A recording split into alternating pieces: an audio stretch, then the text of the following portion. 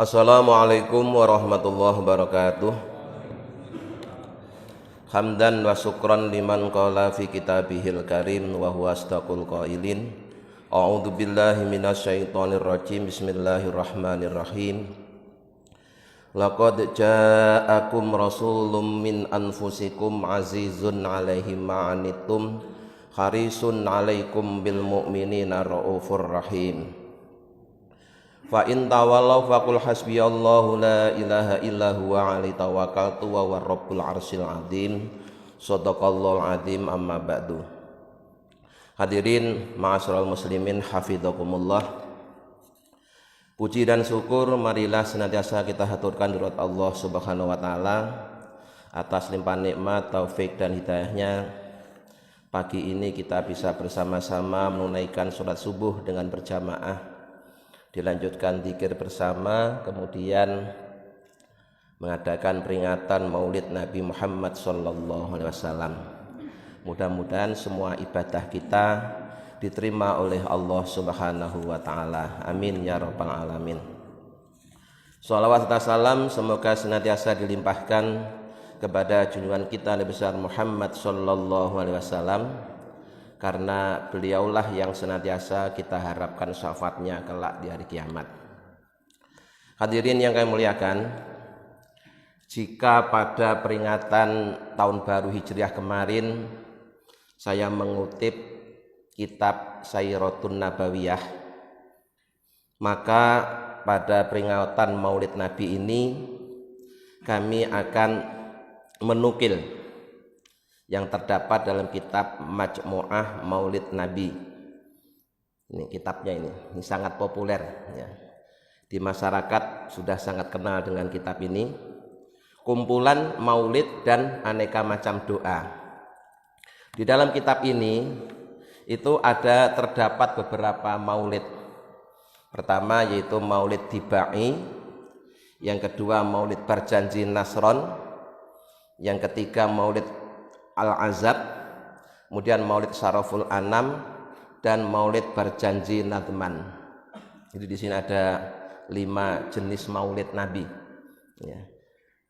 Ada 2 lagi kitab Maulid yang saat ini sedang populer tapi belum ditulis di buku ini, yaitu Maulid Simtud Duror, yang nanti sehabis saya ngaji akan kita baca bersama, dipimpin oleh Ainul sama Jidan.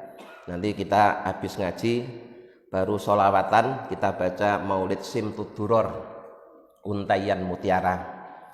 Kemudian satu lagi kitab maulid yang belum ditulis di kitab ini namanya Diyaul Lami ya. Nah, dari ke-7 jenis maulid tadi itu, saya dari kecil yang akrab itu Ad-Dibai. Maka biasanya saya kalau mimpin dalam acara akikohan, yang saya baca itu namanya Maulid Ad-Dibai ya. Untuk maulid-maulid yang lain saya belum pernah membaca di sini. Di antaranya Berjanji, Maulid Al-Azab itu saya hanya pernah dengar. Syaraful Anam dulu ibu-ibu itu sebelum baca Simtud Duror dulu juga yang dibaca Syaraful Anam. Kemudian sekarang yang lagi ngetren di mana-mana adalah Simtud Duror. Bapak Ibu yang kami muliakan, kitab Maulid Ad-Dibai itu ditulis oleh Al-Imam Jalil Abdurrahman Ad-Dibai. Di nama penulisnya itu adalah Abdurrahman. Ad-Dibai itu nama beliau tinggal. Bisa jadi itu nama kampung atau nama kota. Tapi lebih dikenal dengan nama Ad-Dibainya dibanding dengan Abdurrahmannya. Bahkan di kampung saya ketika kita baca Maulid Nabi ini itu nyebutnya Dibaan ya, Dibaan. Karena yang menulis Maulid ini adalah seorang yang namanya Abdurrahman Ad-Dibai. Tentu saja karena keterbatasan waktu saya tidak akan membaca semuanya. Saya hanya akan membaca 3 poin saja. Dan 3 poin itu yang 2 itu bentuknya adalah hadis Nabi ya. Yang pertama nanti hadis yang menjelaskan tentang perjalanan Nur Muhammad Ya. Terkait dengan Nur Muhammad ini memang di kalangan ulama itu jarang yang membahas. Kenapa? Karena masih ada beberapa yang ikhtilaf, ya, berbeda pendapat tentang Nur Muhammad itu apa. Setidaknya itu ada 3 pendapat. Pertama, bahwa mereka percaya dengan adanya Nur Muhammad, tapi pemahamannya kadang berlebihan sampai kemudian dia berkeyakinan bahwa Nabi Muhammad itu diciptakan dari nur. Padahal kita tahu Nabi Muhammad itu adalah jenis manusia, keturunan Nabi Adam, diciptakan dari tanah. Tapi ada yang berpendapat sampai berlebihan Nabi Muhammad diciptakan dari nur.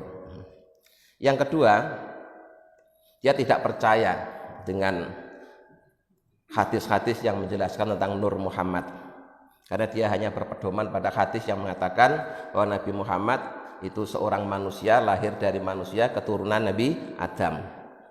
Nah, kemudian yang ketiga, bahwa sesungguhnya Nur Muhammad itu adalah hakikatnya, sedang jasadnya Nabi Muhammad itu adalah syariatnya. Jadi dari awal sebenarnya Allah itu ingin menebarkan rahmatnya melalui Nur Muhammad. Tetapi dalam prakteknya, ya, itu tidak langsung tiba-tiba Nur Muhammad eksis di tengah alam semesta. Tapi Allah menciptakan dulu perangkatnya, ya, perangkatnya mulai dari penciptaan alam semesta, penciptaan Nabi Adam dan sebagainya, itu sebagai perangkat dari Nur Muhammad itu. Kalau dikasih contoh yang lain itu seperti ini, ya, ada seorang sutradara film ingin bikin cerita tentang Pangeran Diponegoro misalnya. Itu dalam tayangannya, Pak, tidak langsung Pangeran Diponegoro yang ditampilkan, tapi dimulai dari sebuah pulau Jawa. Terus di situ ada wilayah Jawa Tengah, ada kerajaannya dan segala perangkatnya. Kemudian disitulah lahir Pangeran Diponegoro dengan segala aktivitasnya. Nah, dari awal Allah itu ingin menebarkan rahmatnya melalui Nur Muhammad ini. Tetapi untuk penciptaannya, ya, itu tidak langsung Nur Muhammadnya, tapi perangkatnya dulu yang ditampilkan itu. Tapi Nur Muhammadnya sudah ada, ya. Karena dari awal itu sebenarnya yang jadi tujuan tuh Nur Muhammadnya ini, tapi perangkatnya yang ditampilkan dulu. Seperti orang bikin film tadi, ya, film Pangeran Diponegoro, dari awal itu sebenarnya ingin yang ditampilkan itu adalah Pangeran Diponegoro. Tapi tidak tiba-tiba Pangeran Diponegoronya, tapi perangkatnya dulu, kerajaannya dulu, orang tuanya dulu, lingkungannya dulu, itu yang diceritakan, baru kemudian di situ lahir Pangeran Diponegoro. Dan nanti di hadis ini akan kita bacakan tentang Nur Muhammad, ya. Bismillahirrahmanirrahim. Al-hadisul awal. Hadis yang pertama. An bahri ilmi dafiq, dari seseorang yang ilmunya sudah bagaikan lautan, luas dan dalam. Walisanil Qur'anin natiq, dan seseorang yang menjadi juru bicaranya Al-Qur'an. Ini pujiannya Syekh Abdurrahman Ad-Dibai terhadap si perawi hadis ini. Pertama, dia seseorang yang ilmunya bagaikan samudra, luas dan dalam. Yang kedua, orang ini oleh Rasulullah digelari sebagai tarjumanul Quran, ya, juru bicaranya Al-Quran. Artinya ketika itu kalau ada turun ayat terus sahabat itu tidak paham, itu bisa nanya ke orang ini. Nah, kemudian auhati ulama innas, nomor satunya ulama manusia yang hidup pada masa itu. Walaupun pada masa itu banyak ulama, tapi orang ini yang meriwayatkan hadis ini itu nomor satunya, ya. Siapa mereka itu? Sayyidina Abdullah bin Sayyidina Abbas, yaitu junjungan kita Abdullah bin Abbas Jadi masih kerabat Rasulullah, ya. Sayyidina Abdullah bin Sayyidina Abbas. Jadi Abdullah bin Abbas. Radhiyallahu anhuma, semoga Allah meridhoi keduanya. Anna Rasulullah, sesungguhnya Rasulullah sallallahu alaihi wasallam, annahu qala, sesungguhnya beliau telah bersabda. Ini isi hadisnya. Inna Quraisan, sesungguhnya Quraisy ini yang kita kenal kan nama suku, ya, nama suku. Quraisy ini secara harfiah itu maknanya adalah uang, kurs, gitu loh Pak. Nilai tukar rupiah kurs, nah itu Quraisy. Makna aslinya adalah uang. Ya. Nah Quraisy ini kemudian dikenal menjadi salah satu nama suku yang sangat berwibawa. Dan Rasulullah Nabi Muhammad itu termasuk anggota suku Quraisy. Maka yang dimaksud dengan inna Quraisan, walaupun yang disebutkan di sini kalimatnya adalah sukunya, tapi yang dimaksud adalah Nabi Muhammad. Yang disebut sukunya, tapi yang dimaksud adalah Nabi Muhammad yang berasal dari suku Quraisy.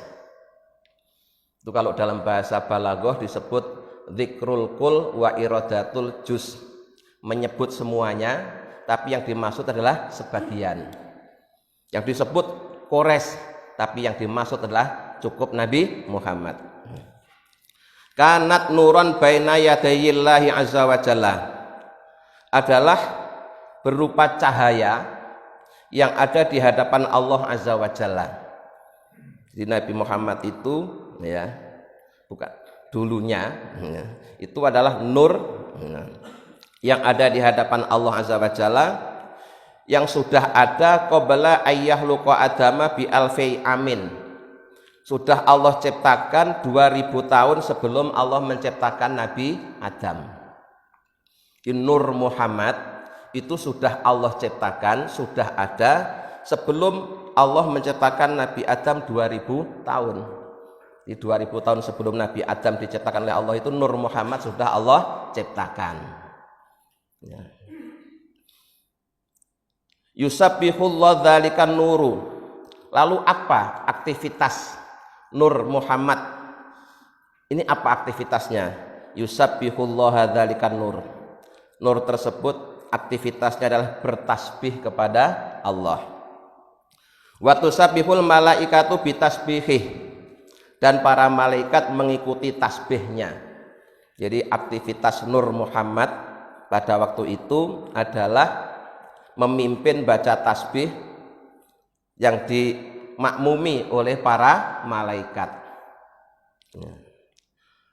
Falamma khalaqallahu Adama, ketika Allah menciptakan Nabi Adam, auda'a dzalikan nura fi tinatih, maka Nur Muhammad tadi oleh Allah diletakkan di dalam tanah yang akan dipakai untuk menciptakan Nabi Adam.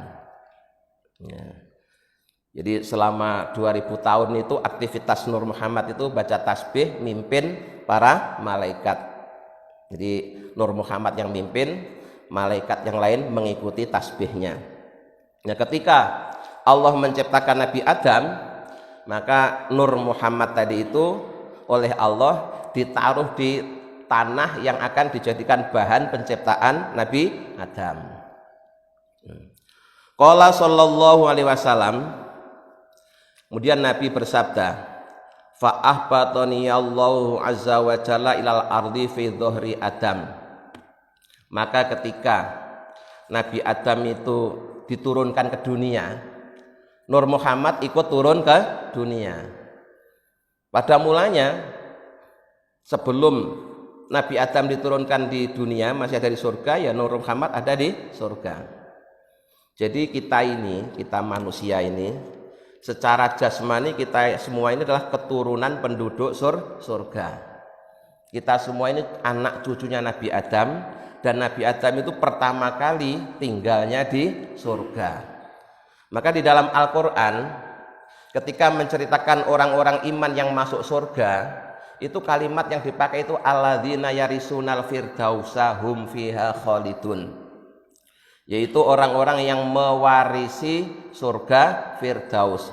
Kenapa kok kalimatnya mewarisi? Karena memang surga ini dulu tempat Nabi Adam dan kita anak cucunya Nabi Adam. Sehingga kalau anak cucu Nabi Adam menempati surga itu seakan-akan mewarisi warisannya Nabi Adam. Nah, kalau ada ahli waris yang tidak mewarisi, ya salahnya ahli waris. Pasti ada kesalahannya. Kita itu anak cucunya Nabi Adam kok tidak masuk surga, itu ya aneh. Wong kita ini ya anak cucunya penduduk surga. Nah, jadi pada mulanya Nabi Adam itu tinggal di surga, kemudian Allah turunkan ke dunia, maka Nur Muhammad ikut turun di dunia. Wa hamalani, dan telah membawaku, ya, fi safinati, di perahu, fi sulbin Nuh, di dalam tulang sulbinya Nabi Nuh. Kalau di hadis ini ringkes, kalau di kitab berjanji itu lebih rinci lagi. Ya. Jadi di sini penjelasannya itu setelah Nur Muhammad ada di Nabi Adam, diturunkan ke dunia, kemudian ketika Nabi Adam wafat, Nur Muhammad ini pindah ke tulang sulbinya Nabi Nuh. Ya, tentunya enggak langsung ke Nuh ya, dari Nabi Adam ke salah satu anak Nabi Adam. Terus setelah salah satu anak Nabi Adam yang ketempatan Nur Muhammad ini wafat, pindah ke anaknya lagi sampai ke Nabi Nuh. Nah, gitu. Wa ja'alani fi sulbil Khalil Ibrahim. Setelah dari Nuh kemudian turun nyampe lah di Nabi Ibrahim alaihi salam. Nah, kemudian sebelum saya lanjutkan perlu saya jelaskan bahwa Nur Muhammad itu bukan roh. Karena kalau roh nanti akan ada dua roh berarti. Ketika Nur Muhammad ada di Nabi Adam, berarti Nabi Adam punya roh dong. Roh Nabi Adam sendiri sama roh Nur Muhammad. Maka Nur Muhammad itu bukan roh, cahaya kenabian gitu aja lah ya. Cahaya kenabian. Nah. Jadi setelah dari Nabi Adam terus pindah ke Nabi Nuh, setelah Nabi Nuh pindah ke Nabi Ibrahim. Nah, di kalangan para ahli sejarah yang menjadi perselisihan itu terkait status bapaknya Nabi Ibrahim. Ya. Di dalam Al-Quran itu kan disebutkan bahwa bapaknya Nabi Ibrahim itu namanya Azar. Nah, kerjaannya bikin patung. Loh, kalau begitu Nur Muhammad pernah nempel di pembuat patung dong. Nah, ini terjadi perdebatan. Ya. Maka penjelasannya demikian. Benar bahwa Azar itu bapak kandungnya Nabi Ibrahim. Ini menurut pendapat pertama ya. Benar bahwa Azar itu bapak kandungnya Nabi Ibrahim. Nah, ketika Nabi Ibrahim belum lahir, Azar itu orang yang beriman. Ketika masih ketempatan Nur Muhammad ini, Azar itu orang yang beriman. Baru kemudian ketika Ibrahim lahir, Nur Muhammad itu pindah ke Ibrahim, Azar berubah menjadi kafir. Ini pendapat pertama yang banyak dijadikan pedoman oleh para ulama ahlu sunnah wal jamaah. Ya. Pendapat kedua, walaupun di dalam Al-Quran Azar itu disebut dengan panggilan Aba itu secara harfiah maknanya bapak, tapi bukan berarti bapak kandung. Karena panggilan bapak itu bisa juga untuk panggilan paman. Ya. Jadi paman itu juga dipanggil bapak dalam bahasa Arab itu. Sehingga bisa jadi Azar itu bukan bapak kandung, tapi bapak dalam arti paman. Nah, gitu. Sehingga wajar kalau kemudian dia kafir karena bukan bapak kandung. Ini pendapat kedua. Tapi banyak ulama memilih pendapat yang pertama tadi. Jadi Azar itu bapak kandung ya. Ketika Ibrahim belum lahir, Azar ini ketika masih ketempatan Nur Muhammad dia orang yang beriman kepada Allah. Tapi setelah Nur Muhammad pindah ke Ibrahim, Azar berubah menjadi orang kafir. Nah. Kemudian walam yazalillahu azza wa jalla yunaqiluni minal aslabit thairah. Kata Rasulullah, Allah tidak henti-hentinya memindah Nur Muhammad tadi itu dari beberapa tulang sulbi yang suci ila arhami zakiyatil fakhirah, ke rahim yang suci juga. Disebutan tulang sulbi itu tulang laki-laki, kalau arham itu rahim itu perempuan. Jadi Nur Muhammad itu sejak dari Nabi Adam terus pindah, itu pindahnya selalu kepada orang laki-laki yang suci dan perempuan yang suci. Maksudnya suci di sini bagaimana? Maksudnya suci yaitu mereka tidak pernah melakukan perbuatan zina. Jadi nasabnya Nabi Muhammad itu terjaga kesuciannya. Tidak ada mbah buyutnya yang pernah berbuat zina. Walaupun mereka hidup di zaman jahiliyah, mereka tetap ya, kalau menyukai lawan jenis itu harus melalui proses yang namanya pernikahan. Ya, tentunya sesuai dengan syariat yang berlaku pada masa itu. Jadi dulu orang kafir jahiliyah itu, Pak, itu juga nikah, Pak. Nggak kumpul kebo itu tidak. Ya. Jadi syariat nikah itu sudah ada sejak zaman Nabi Adam. Walaupun mungkin syarat rukunnya bisa jadi ada perubahan atau perbedaan, tapi untuk menikahnya sendiri itu sudah ada sejak zaman Nabi Adam.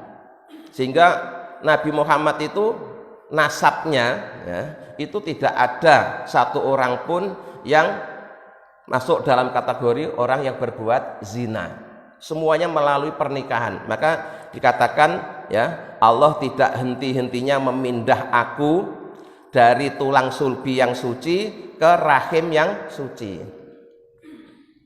Bukti bahwa di zaman jahiliyah juga mengenal istilah pernikahan adalah ketika Nabi Muhammad dirayu oleh orang-orang kafir untuk menghentikan dakwahnya, itu kalimatnya itu begini, wahai Muhammad, berhentilah kamu mendakwahkan Islam.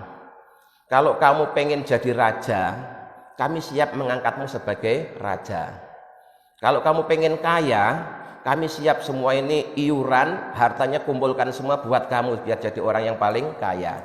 Nah yang ketiga, kalau kamu kepengen gadis-gadis yang cantik, kami siap menikahkan. Kalimatnya kami siap menikahkan. Jadi orang jahiliyah pun juga pakai istilah nikah, bukan zina. Nah, maka kalau kemudian di tahun 2020 ada seorang ilmuwan yang menghalalkan tanpa pernikahan, itu ya berarti pendapat yang lebih primitif dibanding zaman jahiliyah. Zaman jahiliyah aja sudah pakai pernikahan, kok ini ada orang yang menghalalkan tanpa nikah. Kemarin kan sempat geger itu ya, ada seorang ilmuwan yang membolehkan tanpa melalui nikah itu. Jadi jelas itu pendapat yang keliru ya, bahkan bisa lebih primitif daripada zaman jahiliyah. Zaman jahiliyah aja mereka itu melalui proses yang namanya pernikahan ya. Hatta akhrajani Allahu, sampai kemudian Allah mengeluarkan aku mimbaini abawayya, dari kedua orang tuaku, wahuma lam yaltaqiya ala sifahin qat, dan kedua orang tuaku pun juga tidak pernah sama sekali melakukan perbuatan zina. Nah, itu kata Rasulullah ya. Jadi Ibu Aminah Sayyid Abdullah itu juga tidak pernah berbuat zina. Orang tuanya itu Abdul Muthalib juga tidak pernah berbuat zina. Bapaknya lagi begitu seterusnya sampai ke Nabi Adam ya. Tidak pernah ada seorang pun dari nasab Nabi Muhammad yang pernah melakukan perbuatan zina. Itu yang dijamin sucinya itu nasabnya Nabi Muhammad. Kalau nasab kita wallahu a'lam ya. Kalau nasab kita wallahu a'lam, bukan suudon, tapi kita mengatakan wallahu a'lam, itu aja. Hanya Allah yang tahu nasab kita dulu itu ada yang pernah berbuat zina apa tidak. Ya mungkin bapak ibu kita tidak, tapi kakek nenek kita bagaimana kita tidak tahu. Ya, wallahu a'lam aja lah ya. Nah jadi itulah perjalanan Nur Muhammad sejak diciptakan sampai kemudian lahir dari Ibu Aminah. Jadi kalau Nur Muhammadnya sudah Allah ciptakan 2000 tahun sebelum Allah menciptakan Nabi Adam. Tapi Nabi Muhammadnya secara jasadi, secara manusia itu ya lahirnya melalui Ibu Aminah pada tanggal 12 bulan Rabiul Awal tahun Gajah. Nah, maka kemudian kesimpulannya Nur Muhammad itu adalah hakikatnya, sedangkan jasadnya Nabi Muhammad itu adalah syariatnya. Maka kemudian ada sebuah syair. Syair ini kalau di kampung dijadikan nyanyian anak-anak sambil nunggu sholat jamaah. Bunyinya begini: Muhammadun basarun lakal basari, Muhammadun basarun lakal basari, bal huwa kal yakuti bainal hajari, bal huwa kal yakuti bainal hajari. Muhammadun basarun, Muhammad itu adalah secara fisik manusia, ya kayak kita-kita yang lahir dari manusia, keturunan manusia, diciptakan dari tanah. Tetapi lakal basari, tidak seperti umumnya manusia. Tidak seperti umumnya manusia. Kenapa kok enggak umum? Karena ada nurnya tadi itu. Ya. Kalau kita manusia biasa kan tidak ada nurnya. Karena Nabi Muhammad itu ada nurnya tadi itu. Maka manusia tapi tidak seperti manusia biasa. Bal huwa kal yakuti, tetapi beliau itu bagaikan intan mutiara bainal hajari, di antara bebatuan. Ya. Ada batu mutiara dan batu kali, sama-sama batu Pak, tapi nilainya beda. Ya. Bentuknya memang sama-sama batu, cuma yang satu batu kali, yang satu batu mutiara. Harganya juga beda. Nah, Nabi Muhammad juga begitu, dilihat secara fisik sama dengan kita-kita sebagai manusia, keturunan manusia, diciptakan dari tanah. Tapi tetap beda. Bedanya apa? Karena ada nurnya yang Allah ciptakan 2000 tahun sebelum Allah menciptakan Nabi Adam. Maka perbandingannya seperti batu mutiara dibanding dengan batu kali. Kita-kita ini batu kali, Nabi Muhammad batu mutiara. Dah. Ya. Jadi itu terkait dengan hadis yang menjelaskan perjalanan Nur Muhammad sejak diciptakan sampai kemudian lahirlah Nabi Muhammad melalui seorang ibu yang bernama Sayyidah Aminah. Nah, kemudian ada satu lagi yang ini juga menjadi bahan perdebatan di kalangan para ulama tentang status kedua orang Nabi Muhammad. Itu di neraka apa di surga? Wah, itu sadis banget itu. Ya. Karena ada yang berkeyakinan bahwa Nabi Muhammad, orang tua Nabi Muhammad itu ada di neraka. Pakai hadis juga dia. Nah, maka jawaban ulama-ulama ahlu sunnah wal jamaah, jika ada orang yang meyakini bahwa kedua orang tua Nabi Muhammad itu ada di neraka, itu sungguh keyakinan yang menyakiti Nabi Muhammad. Sangat menyakiti Nabi Muhammad. Sungguh tidak pantas orang yang ngaku mencintai Nabi Muhammad kemudian berkeyakinan kedua orang tua Nabi Muhammad masuk neraka. Nah, sungguh tidak beradab kalau dia mengatakan orang tua Nabi Muhammad ada di neraka. Lah terus gimana dengan Nabi yang mengatakan bahwa bapakku juga di neraka? Itu maknanya, ya sekali lagi, kata-kata bapak itu belum tentu untuk bapak kandung. Bisa jadi adalah yang dimaksud bapak itu adalah paman. Misalkan Abu Thalib atau Abu Lahab, itu kan pamannya Nabi Muhammad. Bisa saja yang dimaksud oleh Nabi Muhammad dengan bapakku di neraka itu adalah bukan bapak kandungnya, tapi bapak dalam arti paman. Ya, kayak di Jawa itu kalau nyeluk adiknya bapak itu kan Pak Lek, bapak cilik, karena dia itu adiknya bapak kita. Kalau kakaknya bapak kita manggilnya Pak D, bapak gede. Ya. Lalu perempuan juga begitu. Kalau adiknya ibu kita manggilnya bule, ibu cilik, ibu kecil. Ya. Kalau kakaknya ibu kita manggilnya bude, ya, ibu gede. Jadi tetap manggilnya bapak dan ibu. Nah, dalam bahasa Arab itu terkadang juga begitu, Pak. Manggil paman itu dengan panggilan bapak. Sehingga kalau ada hadis Nabi yang menjelaskan bahwa bapaknya Nabi Muhammad juga di neraka, itu yang dimaksud adalah bukan bapak kandung, bukan Sayyid Abdullah, tetapi bisa jadi adalah pamannya. Begitu. Karena kalau sampai kita meyakini bapaknya Muhammad di neraka itu sungguh tidak beradab gitu. Keyakinan itu sangat menyakiti Nabi Muhammad. Kita ngakunya cinta sama Nabi Muhammad kok, tapi malah menganggap orang tuanya ada di neraka. Nah, hal ini juga ditegaskan dalam Al-Quran. Allah berfirman, wa taqallubaka fis sajidin. Allah berfirman kepada Nabi Muhammad, kamu, engkau Muhammad, itu aku pindah-pindah dari satu orang sujud ke orang sujud yang lainnya. Di semua yang dilewati oleh Nur Muhammad itu adalah orang-orang yang sujud kepada Allah. Semuanya orang yang sujud kepada Allah, ya. Wa taqallubaka fis sajidin. Nah, jadi sekali lagi, kalau toh ada yang berkeyakinan bahwa orang tua Nabi Muhammad ada di neraka, kita jangan ikut-ikutan. Karena keyakinan yang seperti itu sangat menyakiti hati Rasulullah. Kita ngakunya cinta sama Rasulullah tapi malah nuduh ya, atau bahkan meyakini orang tuanya ada di neraka. Kalau toh Nabi Muhammad pernah menyebut bapaknya, itu bukan bapak kandung, tapi bisa jadilah paman. Nah, itu terkait perjalanan Nur Muhammad. Sekarang hadis yang kedua. Ini menjelaskan tentang bahwa berita tentang tanda-tanda kenabian akhir zaman itu sudah disebutkan dalam kitab suci sebelum Al-Quran. Ya. Saya bacakan hadisnya. Al-hadis Susani. Hadis yang kedua, an Atha ibn Yasar, dari seseorang namanya Atha bin Yasar. Ya. Atha bin Yasar dapat hadis ini an Ka'bil Ahbar, dari Ka'bul Ahbar. Ka'bul Ahbar itu nama orang. Ka'bul Ahbar ini ceritanya menarik, Pak. Dia itu seorang keluarga intelektual. Bapaknya seorang ahli kitab.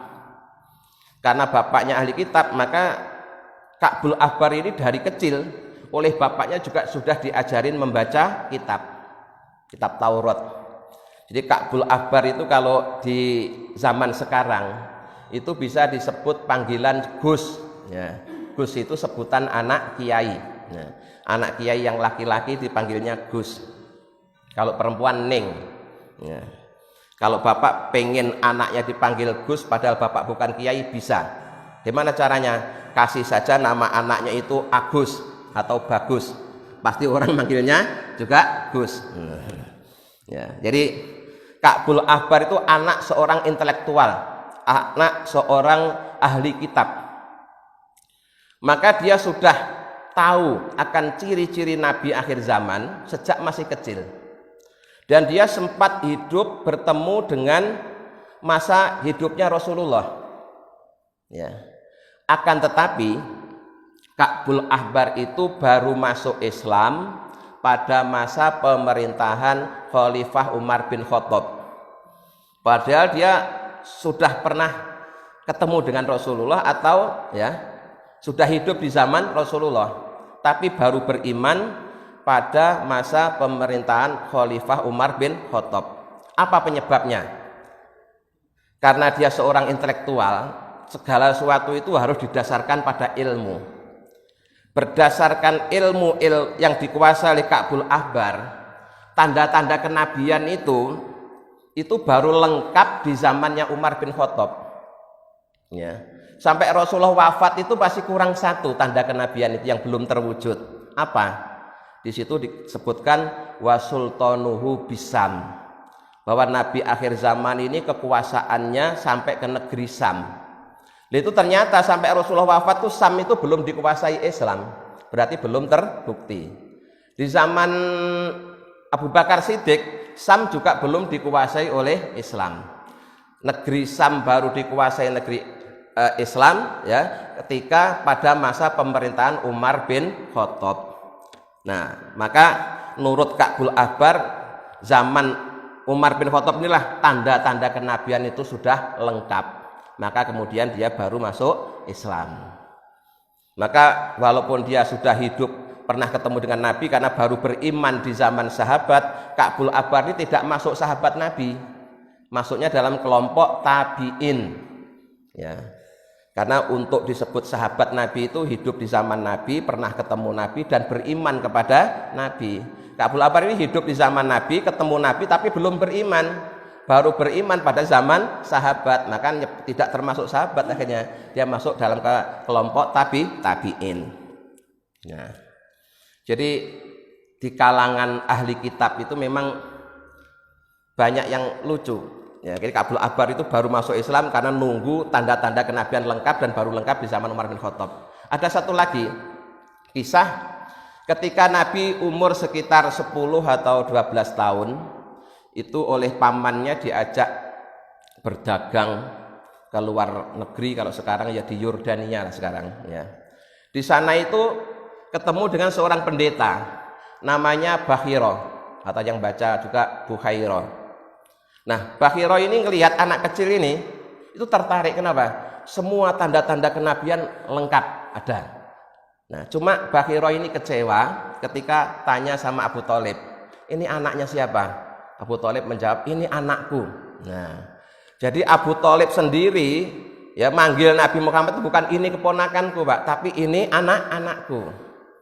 Jadi paman disebut bapak, keponakan disebut anak, itu hal yang biasa. Ya, itu Bakhiro kecewa. Nah, bener ini anakmu? Iya, ini anakku. Sampai 3 kali itu ya. Sampai 3 kali Bakhiro itu nanya ke Abu Thalib, apa bener ini anakmu? Nah, karena dia nanya 3 kali, akhirnya Abu Thalib curiga, memangnya ada apa?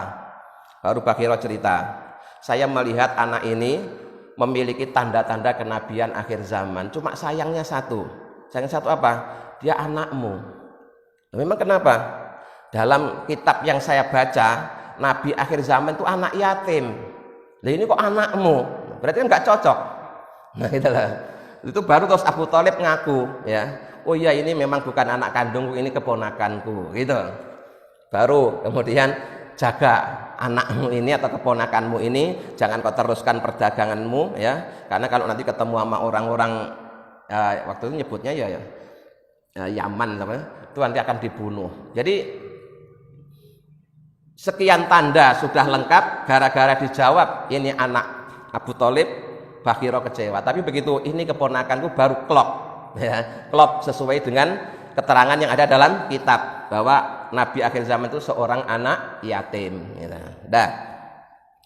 Di Ka'bul Ahbar ceritanya begitu, ya. Dia baru masuk Islam di zaman Umar bin Khattab, karena pada zaman Umar bin Khattab lah tanda-tanda kenabian akhir zaman itu lengkap, yaitu sudah menguasai negeri Sam. Ka'bul Ahbar menceritakan pengalamannya ketika belajar kitab ngaji sama abahnya, ya. Qala alamani abi Taurata, saya telah diajari bapak saya untuk mengaji kitab Taurat, illa sifron wahidan, kecuali 1 lembar. Jadi ngaji itu dari awal itu lembar demi lembar semuanya diajarkan kecuali 1, ya. Karena yahtimuhu wa yudkhiluhu sunduk, tinggal 1 lembar itu loh. Kata abah saya, udah nak, kamu ngajinya sudah khatam, yuk baca doa khotmut Taurat, ya, khataman Taurat. Padahal ada 1 lembar yang belum diajarkan. Nah yang 1 lembar ini kemudian dikemanakan oleh bapaknya Ka'bul Ahbar. 1 lembar ini disimpan di dalam sebuah kotak, ya, tidak diajarkan. Nah ini menarik, Pak. Menariknya kenapa? Kalau seandainya bapaknya Ka'bul Ahbar ini bermaksud jahat, kan bisa saja tidak usah disimpan tapi dibakar. Nah, dibakar kan hilang. Tapi anehnya ini tidak berani membakar, hanya disimpan saja. Tapi juga tidak diajarkan. Nah, falamma mata abi, ketika bapak saya meninggal, jadi Ka'bul Ahbar ini penasaran cukup lama. Kenapa ya Abah dulu ngajar kurang 1 lembar kok nggak diajarkan, malah disimpan di kotak. Tapi tidak berani tanya, Pak. Jadi santri-santri dulu itu ya, sampai sekarang pun kalau di pesantren santri itu lugu sekali, ya, takut dengan kewibawaan gurunya. Jadi tidak berani gampang-gampang bertanya kecuali penting sekali. Ya Ka'bul Ahbar ini walaupun ngaji sama bapaknya sendiri kurang 1 lembar tidak diajarkan, itu tidak berani bertanya. Nah, baru ketika bapaknya meninggal dunia, fatahtuhu, kemudian kotak itu aku buka. Faidan, Tiba-tiba ternyata isinya itu fihi nabiyun yahruju akhiraz zaman. Di kitab Taurat yang selembar ini yang tidak diajarkan tadi itu, ya, begitu dibuka oleh Ka'bul Ahbar ketika bapaknya sudah wafat, ternyata di situ satu lembar itu khusus menjelaskan tentang ciri-ciri nabi akhir zaman. Ya. Mauliduhu bi Makkah, yang dilahirkan di kota Makkah. Ya, sudah tahu, ahli kitab itu sudah tahu nanti akan ada nabi akhir zaman lahir di kota Makkah. Wa hijratuhu bil Madinah, dan dia hijrah ke kota Madinah. Sampai hijrahnya itu juga sudah disebutkan dalam Taurat, Pak. Makanya kalau sekarang, ya, seandainya kitab Taurat itu masih asli, itu pasti pendeta-pendetanya masuk Islam. Karena memang sangat jelas sekali tanda-tanda kenabian akhir zaman di situ, Nabi Muhammad. Ya, lahir di Mekah, hijrah di Madinah. Maka termasuk itu ketika Nabi Muhammad baru pertama kali menerima wahyu, terus konsultasi dengan anak pamannya Ibu Khadijah yang bernama Waraqah bin Naufal. Itu Waraqah bin Naufal juga sudah tahu bahwa suaminya ini seorang nabi, nanti akan diusir oleh umatmu, oleh umatnya. Ya, seandainya aku dikasih umur panjang, aku akan bantu suamimu. Itu Waraqah sudah tahu bahwa Nabi Muhammad nanti akan diusir oleh penduduk Mekah melalui hijrah tadi itu. Ya. Wa sultanuhu bisam. Nah ini yang dijadikan pedoman Ka'bul Ahbar sampai tertunda masuk Islam itu karena nunggu ini. Wa sultanuhu bisam. Kekuasaannya sampai menyebar ke negeri Sam. Itu baru terwujud di zaman pemerintahan Umar bin Khattab. Nah, kemudian berikutnya, yaqusu sa'rahu wa yataziru ala wasatih.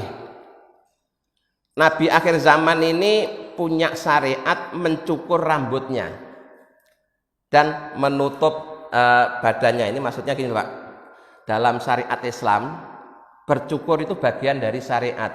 Kenapa? Kalau kita ibadah haji, tahalulnya kan disuruh cukur.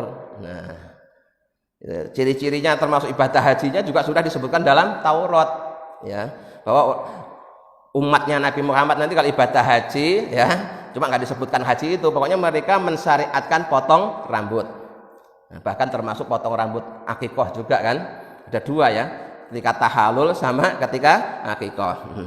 Yakunu khairal anbiya, dan Nabi akhir zaman itu Nabi yang terbaik. Ini terkait dengan keunggulan Nabi Muhammad dibanding dengan nabi-nabi yang lain itu sudah banyak sekali penjelasannya. Tidak hanya nabi yang terbaik, wa ummatuhu khairal umam, umatnya pun juga umat terbaik. Ini di dalam kitab Tanwirul Qulub itu ada penjelasan tentang keunggulan umat Nabi Muhammad yang diketahui oleh Nabi Musa. Nabi Musa itu melihat beberapa keunggulan Nabi Muhammad. Itu ujung-ujungnya sampai Nabi Musa aja yang sudah ulul azmi seorang rasul itu pengen jadi umatnya Nabi Muhammad. Ya. Jadi Nabi Musa yang seorang ulul azmi, rasulnya Allah, kalamullah, ya, pernah berdialog langsung dengan Allah, itu aja pengen jadi umatnya Nabi Muhammad, Pak.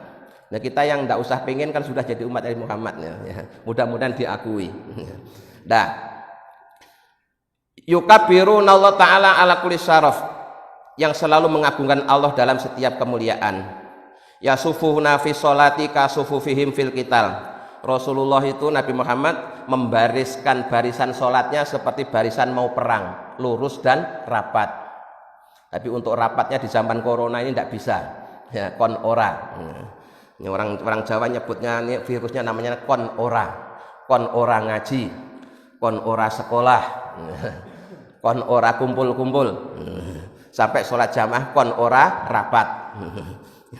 Kon ora itu disuruh tidak. Ya, jadi Nabi kalau membariskan sholat itu seperti barisan perang, dia lurus dan rapat. Nah, qulubuhum masafifuhum, hati-hati mereka itulah mushafnya. Artinya umat Nabi Muhammad itu banyak yang hafal Al-Quran. Kalau hafal Taurat, hafal Injil itu jarang, Pak. Sampai sekarang pimpinan pusatnya aja ndak hafal gitu Injil. Buktinya kalau mimpin itu, ya itu masih baca. Nah, kalau di Islam itu anak-anak kecil aja hafal Al-Quran. Qulubuhum masafifuhum. Yahmaduna Allah Ta'ala ala kulli siddati wa rafa, yang selalu memuji Allah dalam kondisi sulit maupun dalam kondisi senang, ya. Kemudian berikutnya ini Pak, penting ini. Sulusu yadkhulunal jannata bighairi hisab. Separuh dari umat Nabi Muhammad akan masuk surga tanpa hisab. Ya, sepertiga. Sepertiga bukan separuh, sepertiga. Ya. Di umat Nabi Muhammad nanti itu sepertiga itu masuk surga tanpa hisab. Kita nggak tahu kita masuk itu apa tidak. Nah, ya, masuk surga tanpa hisab. Wasulusu ya'tuna bidzunubihim wa khotoyahum fayu farulahum. Kemudian yang sepertiga lagi itu datang pada hari kiamat dengan membawa dosanya yang banyak, tapi kemudian diampuni oleh Allah. Ya. Sehingga walaupun dia dosanya banyak, karena dapat ampunan akhirnya masuk surga juga. Cuma prosesnya nggak langsung, harus melalui pemeriksaan dulu. Kali yang pertama tadi itu sepertiga yang pertama tanpa melalui pemeriksaan. Nah yang ketiga ini, yang sepertiga yang ketiga. Wasulusu ya'tuna bidzunubi wa khotoyahu wa khotoya'idhom. Yang ketiga, yang kelompok ketiga, sepertiga yang ketiga itu datang dengan membawa dosa yang sangat agung, dosa yang sangat besar. Fayaqulullah ta'ala lil malaikati, kemudian Allah berfirman kepada malaikat, idhabu fazinuhum. Nah, fayaquluna ya rabbana wajadnahum asrahufu ala anfusihim wa wajadna a'malahum minadzunubi ka amsalil jibal. Karena sepertiga yang ketiga ini dia juga ngakunya umat Nabi Muhammad, tapi kenyataannya dia membawa dosa yang sangat banyak. Terus sebelum dimasukkan ke neraka, itu Allah nyuruh kepada malaikat untuk cek ulang. Coba dicek sekali lagi. Jangan buru-buru masukkan neraka. Karena ya, bisa jadi dia masih menyimpan satu kebaikan. Akhirnya benar Pak. Ya, kelompok kalau yang pertama kan langsung masuk surga.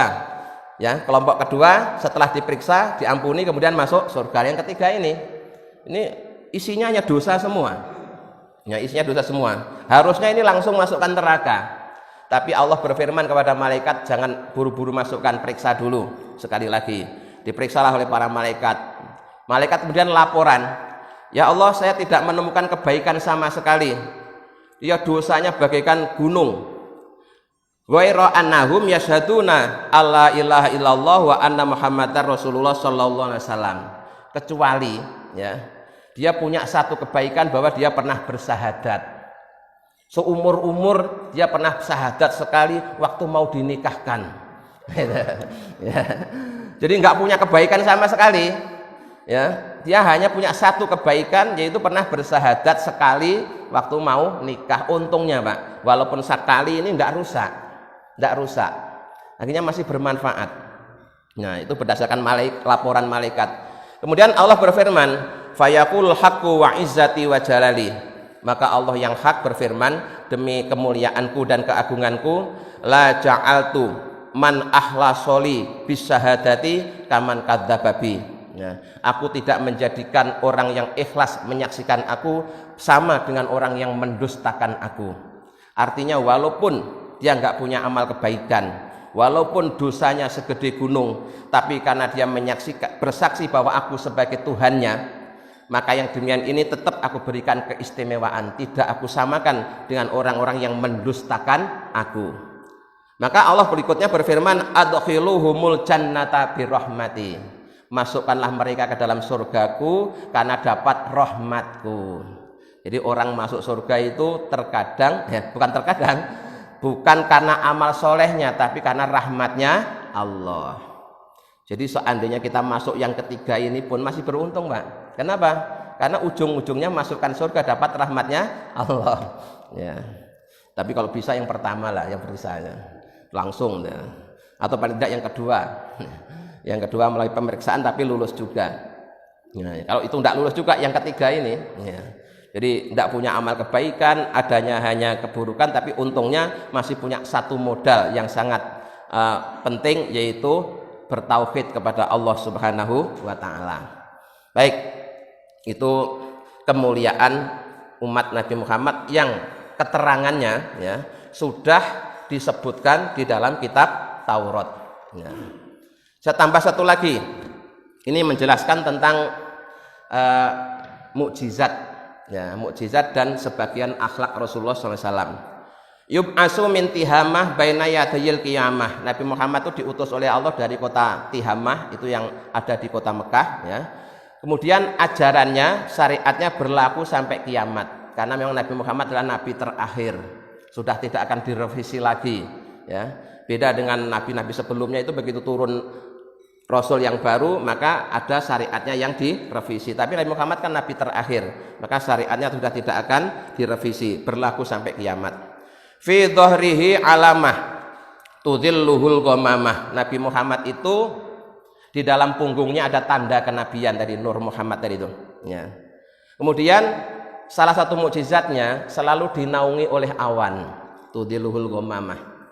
Nah, tuti'uhu sahaib, bahkan awan itu juga tunduk dengan perintahnya Rasulullah. Berikutnya fajriyul jabini lailiyud dawaib. Wajah Rasulullah itu indah bercahaya bagaikan fajar. Fajar itu sinar yang mendahului sinar matahari. Jadi matahari yang bulat itu belum tampak, sinarnya sudah tampak, itu namanya fajar. Jadi indah. Ini gambaran betapa indahnya wajah Rasulullah bagaikan fajar di pagi hari. Lailiyud dawaib, rambut Rasulullah itu sangat hitam bagaikan gelapnya malam. Kemudian ini penting ini. Alifiyul anfi. Hidungnya Rasulullah itu mancung seperti huruf alif. Ini melalui forum ini saya mengingatkan kepada para pecinta Rasul yang suka membaca kitab Ad-Dibai. Kalau pas baca ini sering keliru. Ya, saya dulu diingatkan sama guru saya karena ini satu-satunya kitab Maulid yang saya gurukan. Jadi saya pelajari melalui seorang guru. Beliau mengingatkan kepada saya, awas hati-hati, ini banyak orang yang salah baca, bukan alifiyu tapi bacanya alfiyu. Di lamnya itu tidak harusnya kan di kasroh, tapi malah dibaca sukun. Itu bukan alifiyu tapi alfiyu. Kalau alfi artinya 1000, berarti maknanya hidungnya Rasulullah ada 1000. Salah kan? Yang benar itu alifiyul anfi. Hidung Rasulullah itu mancung indah bagaikan huruf alif. Nanti ada juga Pak di Mahalul Qiyam ya, baik yang di Barjanji maupun Ad-Dibai, itu juga ada kalimat yang salah, nulisnya juga salah. Jadi di tulisannya aja sudah salah, bacanya juga salah. Apalagi yang tidak pernah berguru. Ya, salah tidak sadar. Apa bunyinya begini? Wal ghamamat qad adallat wal malah. Kita biasanya baca gimana? Solu apa solau? Kita baca kan solu kan? Kan tulisannya juga solu. Yang benar solau. Bukan solu tapi solau. Ini dalam ilmu sorof ya. Sola solau. Nah, kalau solu itu perintah. Artinya begini, wal ghamamat qad adzalat, dan awan menaungimu, wal malah sedangkan para malaikat solau mereka bersolawat alaika kepadamu. Ya, jadi bahasanya itu bahasa berita, bukan bahasa perintah. Kalau solu itu perintah, bersolawatlah kepadamu, kan ya aneh. Suruh bersolat pada diri sendiri. Ya. Jadi itu bedanya yang digurukan dengan yang tidak digurukan. Kalau digurukan itu kalau ada yang salah tahu, tapi kalau tidak digurukan tidak sadar. Jadi ya, ada dua dalam tibak yang orang sering salah baca. Pertama, alifiyu dibaca alfiyu, itu salah. Yang benar alifiyu. Yang kedua, wal mala solau, bukan solu tapi solau.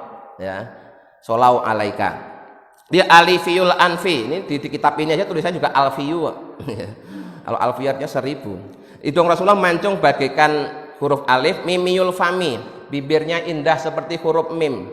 Nuniyul hajib, keningnya seperti huruf nun. Nah, ini gambaran keindahan Pak, jangan dibayangkan kayak huruf beneran. Ya kayak bapak kalau muji-muji pacarnya itu loh ya. Wajahmu cantik seperti bintang, masa terus wajahnya kayak bintang beneran kan juga enggak kan? Itu hanya bahasa-bahasanya orang jatuh cinta. Yasma'u ya sam'uhu yasma'u sarirul qalami wa basaruhu ila sab'i tibaqis sakit. Rasulullah itu pendengarannya mampu mendengar ketika kolam itu menggoreskan di Lauhil Mahfud. Kemudian pandangannya mampu menembus langit Sab-7. Nah. Kemudian terusnya itu ya, telapak kakinya dicium oleh unta. maka hilanglah segala macam penyakit. Kemudian binatang beriman kepadanya, pohon-pohon mengucapkan salam kepadanya, ya. Kemudian batu-batuan itu juga kalau ketemu Rasulullah assalamualaikum gitu. Ini mukjizatnya Nabi Muhammad. Wa hanna ilaihil jid'u hanina hazinin natib. Rasulullah itu dulu kalau khutbah itu berpegangan batang kurma, semacam mimbar lah, ya, tapi sangat sederhana, dibikin kayak panggung gitu. Akhirnya ada salah satu kelompok sahabat yang dia bisa bikin podium yang bagus. Akhirnya Rasul dibikinkan mimbar yang bagus. Karena sudah ada yang bagus, itu yang dari batang kurma itu tidak dipakai. Nah, ketika tidak dipakai itu batang kurmanya nangis, Pak. Nangis merintih, ya, sedih karena selama ini dia dipegang Rasulullah untuk khutbah, sekarang sudah enggak. Maka kemudian Rasulullah didekati, batang kurma ini dibelai-belai gitu ya. Nah, itu jadi batang kurma aja mencintai Rasulullah, masa kita tidak? Nah, kemudian yadahu tadharu barakatuhuma fil mata'imi wal masarib. Dari tangan Rasulullah itu terdapat keberkahan terkait dengan makanan dan minuman. Pernah Rasulullah itu kelaparan, hanya ada sedikit makanan yang secara normal hanya cukup dimakan 2 atau 3 orang. Itu karena yang masak Rasulullah, yang bagiin makanan Rasulullah cukup untuk 80 orang. Minuman juga begitu, ya.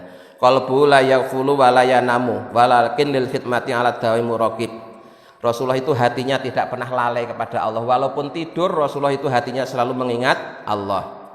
In udhiya ya'fu wa la yu'aqib. Rasulullah kalau disakiti selalu memaafkan dan tidak membalasnya. Wa in khusima yasmut wa la yujawib.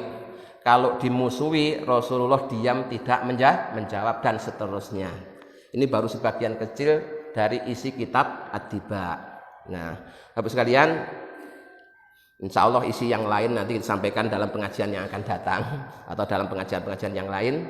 Selanjutnya mari kita bersama-sama membaca Maulid Simtud Duror, ya. Silahkan kepada Ainul sama Jidan untuk mimpin Simtud Duror. Untuk ceramahnya atau pengajiannya sampai di sini dulu, saya akhiri. Assalamualaikum warahmatullahi wabarakatuh.